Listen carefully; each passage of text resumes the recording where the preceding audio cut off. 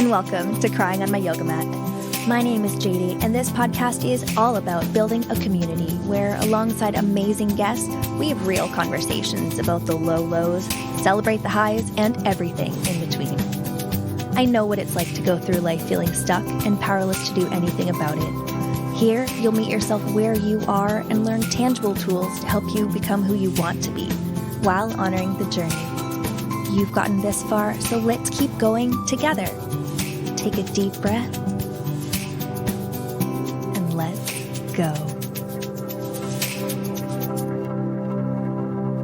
Hello, and welcome back to another episode of Crying on My Yoga Mat. I, of course, am JD. So for today's episode, I would call it the social dilemma if I wouldn't get sued for it.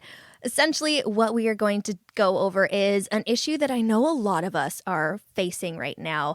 Then we'll go into kind of more the depth of it, and we'll come out on the other side of it with some thoughts and tips about how we can work through it. So to start off, my mornings have been so dang hard lately. It's been redonkulously difficult to get out of bed. I've just been feeling that lonely, like I have not enough good stuff going for me just as soon as I wake up. And then instantly, I turn to social media. And of course, it's initially just to check, like, yeah, I just want to see what happened while I was sleeping. Since that works out.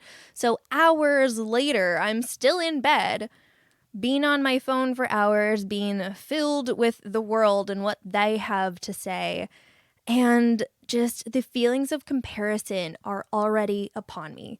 I'm there, I'm in the depth of it, looking at everybody else working with their kids, living their days, decorating their new home, what have you. And I'm doing what? Laying in bed, watching people live their lives on social media. And again, those feelings of comparison, I don't know if you feel them too. The typical advice that people give when we say that social media is draining us is kind of the, well, put limits on it, change up who you follow. And it's one thing to follow people who are problematic, and that's what triggers us. But it's another thing when it's our family and our friends that we're watching them live their lives and we're feeling that jealousy. And you're watching them succeed. And for me, when I'm watching these people win, which yes, I am also absolutely rooting for you with every single win you get, but I'm in my bed looking at myself being like, man, JD, you don't even have your shit together. To be honest with you guys, I have been pretty addicted to my phone and social media ever since I first got my hands on them. So I think I first got a Facebook account when I was grade 10, and then my cell phone I got when I was 16, so just going into grade 11 essentially. And backstory that some of you may know by now, I grew up an only child. So I was born an only child. I only gained siblings when I entered adulthood. But growing up an only child, I lived in a mobile home park, so a trailer park, with no friends in the immediate neighborhood, no family in the immediate neighborhood.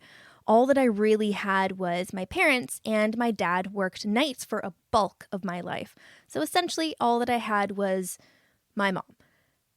I really didn't get to spend time with my peers outside of school and church and whatever extracurriculars that I had. Typically, they just didn't live nearby. It wasn't easy to access or schedule. Just all of those typical caveats and excuses, right? So when social media and texting came along, like when I say social media, please know I mean Facebook and MSN Messenger, especially MSN Messenger, because back in the day, we used to literally talk on the phone for hours. It would just be hours of chit-chatting with your friend.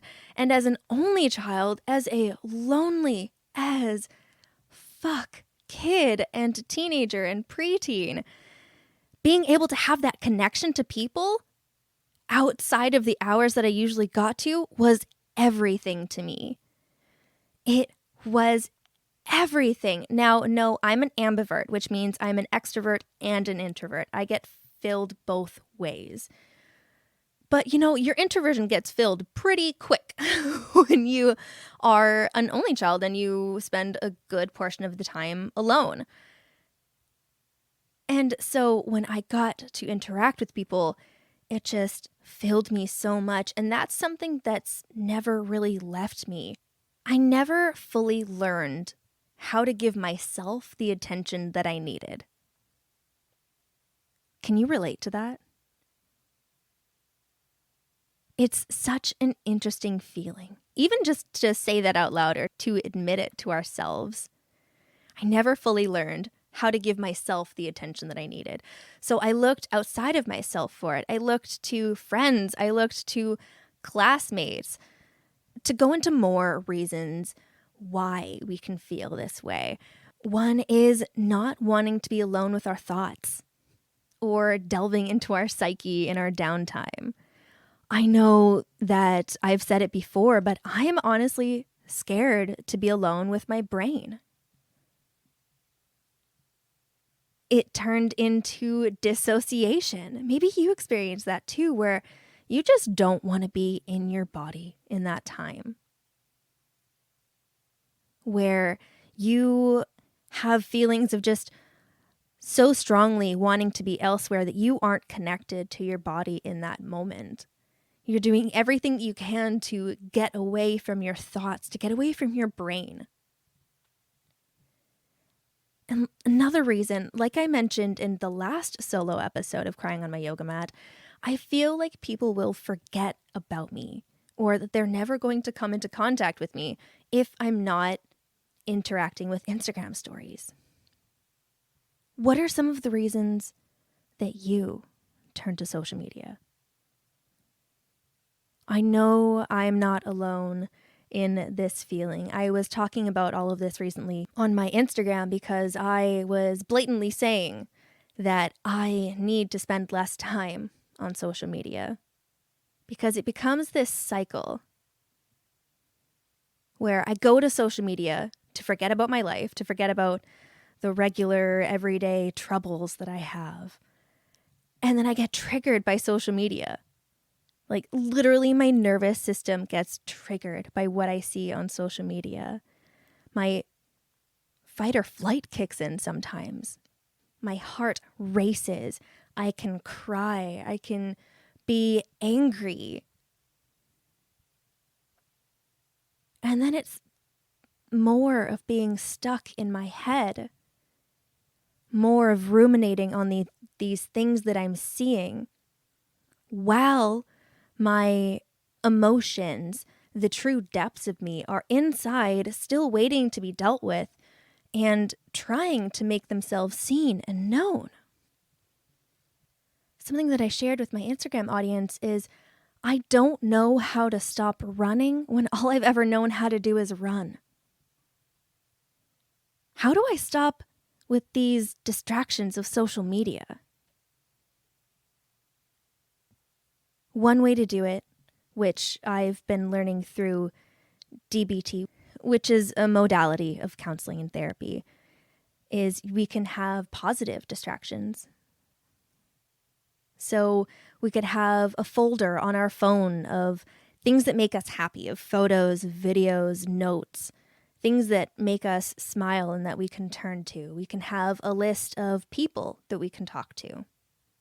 But when I'm stuck in my head and stuck in this cycle, right here where I am scared to disconnect, to do what I've never done. Because as I've said, half of my life now has been spent on social, has been spent with this different way of keeping in contact with people, of making myself seen and known. Something that I've come to realize is that I betray myself every time that I turn to my phone instead of my body. When I'm going to social media for that quick fix to get away from what's going inside of me, I'm abandoning myself. Abandonment is one of those things for me that I'm just so scared of. And yet I do it to myself 20, 100, 200 times a day. Every time that my body is asking me to listen, and I'm not, I'm creating a further divide. I'm disconnecting from myself instead of just disconnecting from the internet. If you're listening to this podcast, good chance you're old enough to know what dial-up is. But back in the day, we literally turned off the internet in our households. We could turn it off, we could unplug it and not be able to access it unless it was plugged in again. It was magical. There was no 4G, 5G. And it's so interesting that the trade-off in the years was that instead of being able to turn our internet off, now we turn ourselves off. Now, we know that social media affects our health. But it's also true that we need community for our health, for our mental health, our physical health, our well-being overall. We need community. So we know that online isn't a complete replacement for in-person connection. Because it's really easy to feel inadequate when we're constantly comparing ourselves. When we're constantly seeing society telling us our worth. You're not worthy unless you're a parent. You're not worthy unless you're employed. You're not worthy unless you are able-bodied. You're not worthy unless you look like us. Spending our time on social media, we're seeing this enforced and reinforced and reinforced. But when we're taking the time to look inside of ourselves, we're seeing the truth. We're learning what our truth means. And when we're surrounding ourselves with a community that loves us, that wants to see us safe and uplifted, we're getting even more truth. We're learning boundaries that way. We're learning what it feels like to have and be a true friend. Everyone is going through it right now. Every single person that you come across is going through it. Sometimes they're not going to tell you. Sometimes you will not know. I am someone who is pretty blatantly probably going to tell you what's up and what's going on. I'm, as you can tell, vulnerable and honest with what I'm feeling and where I'm at because that's natural to me. That's very easy to me. And then there's others like my partner, Ryan. It's impossible for him to have that depth of honesty with emotion sometimes. It's something that he's learning and working on because he knows it's important to me and it really helps me in our dynamic. It's not first nature to him. And it might not be first nature to you either. For me, going live on Instagram and talking out into the internet world about my struggle and saying that it's really hard for me to get up and that I'm scared and that I'm depressed and that I don't feel like I'm good enough, that's easy. Because I get messages after I talk about these things from you saying, hey, I feel this right now. I'm going through this too. Not a single one of us is alone in this. But how does it still feel like we are? We are so hard on ourselves. We have that inner perfectionist, the inner drill sergeant saying that things should be better, that we should be handling things a certain way. that our expressions, our reactions, our shoulds, we get so caught up in that comparison.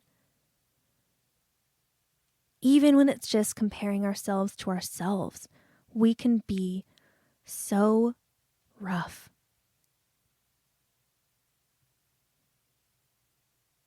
And honestly, it makes me wonder, how do other people manage these feelings?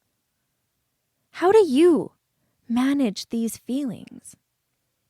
How do we start showing up for ourselves more often than we're showing up for the internet? One thing that I'm going to try is to relate to myself in more gentle ways. And it's hard. It's not easy, especially in the moment. It's so much easier to call ourselves out and be like, "Ooh, what you're doing is bad," rather than being like, "Hey, I see you're using a coping mechanism right now. Maybe we can move into doing something else." Taking a breath, connecting with your brain, with your emotions,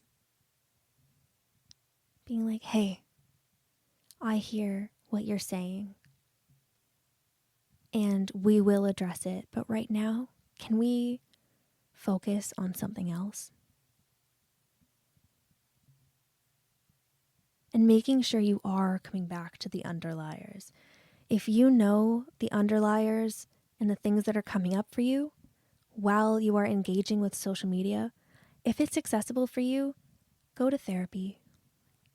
Receive counseling. Speak with your friends about it if they have the capacity to. I love to read personal development books, but I have to take a break from those. Because when I'm in full personal development mode, I am so accidentally hard on myself because I'm putting so many lessons into play at once, or beating myself up for not putting lessons into play. And then, of course, taking that break from the personal development and looking at social media and seeing the other people who clearly are putting the lessons into motion, because look how good their lives are. But from here, we're going to speak more softly with ourselves. And we're going to thank the parts of us that are working so hard to protect us. We're going to give ourselves that extra love. As we've seen, for myself at the very least, what this comes down to is a longing for connection. Honestly, connection is one of my biggest goals for 2022. It's, like I said, scary. It's bizarrely scary. But we need connection. We have to have and be in community. I'd love to know more about what you think about community, what you want your community to look like in 2022. The question that I want to leave you with is, how do we stay connected in the ways that actually feel like healthy connection for us? I'd love to hear any answers you have on that. You can always message me at cryingonmyyogamat or send me an email, cryingonmyyogamat@gmail.com. Many of us need outside accountability. Let's create a community together where we can have that. I am so excited to continue to grow with you this year, and I will see you next time. Thank you so much for listening. If you enjoyed this episode, please share it on social media. You can tag me on Instagram at cryingonmyyogamat so I can see what you're learning and loving about the show. Until next time.